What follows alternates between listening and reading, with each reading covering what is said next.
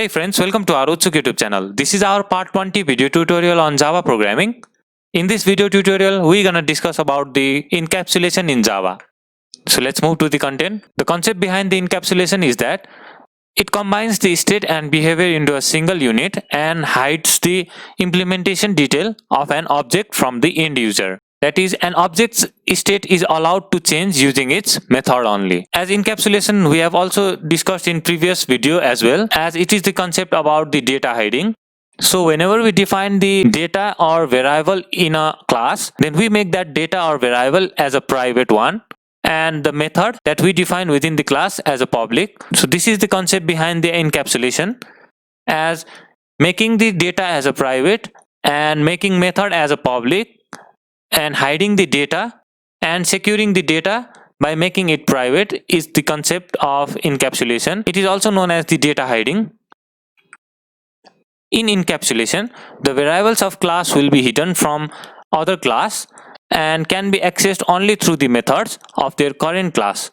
Therefore, it is also known as data hiding.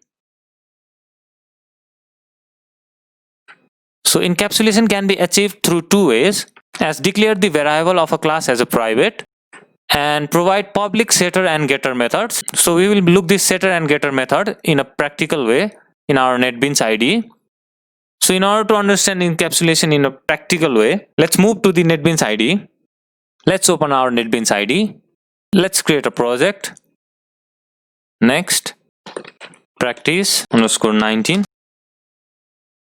Let's remove out this. So let's rename this class encapsulation. So let's create one class here as class A. Now let's define the private variable here,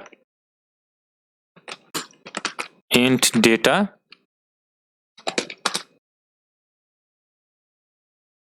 So whenever we define the data as a private, it's the concept of encapsulation, data hiding.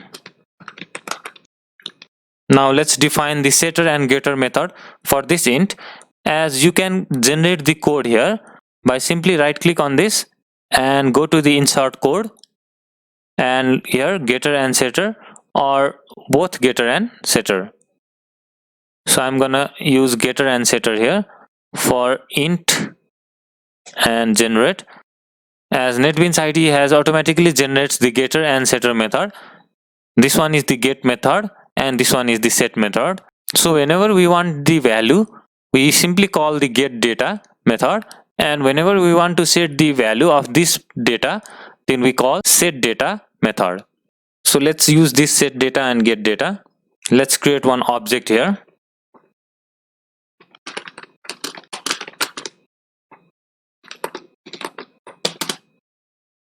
Now with the help of this object, I'm gonna set the value as set data. I'm gonna set the value as 20. So with the help of this set data, we have set the variable value, this data, as 20. Now in order to display the data, let's call the get data method. Shout data equals to obj1.get data. So whenever we run this program, we get data equals to 20. So with the help of getter and setter method, we define the data, and this data can only be accessed with the method like setter and getter, or we can also define our own method. And the concept behind making data as a private and method as a public is known as the encapsulation. So I hope that you have understood the concept behind the encapsulation and what are these getter and setter method. So the NetBeans IDE automatically generates the getter and setter method for the variable that you have defined here, and you can simply access the getter and setter method in order to set the data and get the data value.